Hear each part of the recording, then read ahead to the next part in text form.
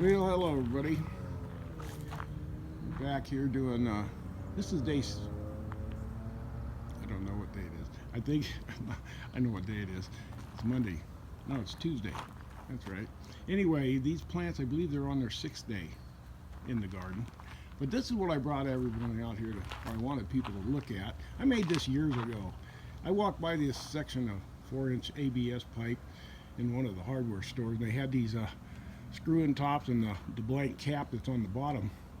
Well, what an underground storage thing for valuables. This thing is practically indestructible. Look at the thickness of the walls of this pipe. They're just unbelievable. I think that's 24 inches deep. But anyway, if you buried that vertically up to, like that deep, I'd get like a 5-inch cap to put over it like this, but I'd bury it and I'd just seal it up with silicone and maybe some nylon tape if I was going to bury it, But if you put like valuables down here, down this far, up to here, most metal detectors will only track down about there. It takes a real expensive one to get down into here. But anyway, you can put coins and ammunition and maybe a dismantled firearm, like a pistol, and just put valuables in there for an emergency. And I originally built this when I was going to the desert a lot. I thought I would stash some stuff in the desert for emergencies.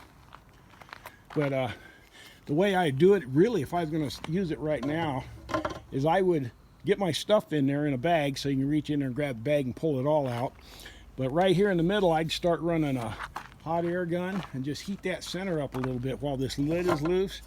Then I'd tighten the lid while it was hot, and I'd keep that air gun going a little bit. You got to be careful not to melt this plastic. What you're doing is you're expanding the air inside. Screw the top on tight. Have someone hold it or something while you screw. Screw it on tight, silicone it, and let it cool. When it cools, it will suck any silicone down into any holes you have, and it will create a vacuum too. Nothing better than a vacuum. But then what I would do, put it about 3 inches underground or 4 inches underground, I'd put a 5-inch cap over the top of this thing, and that will keep all the top clean. When you're ready to retrieve stuff, you dig out that 5-inch cap, and so get a look at the bottom.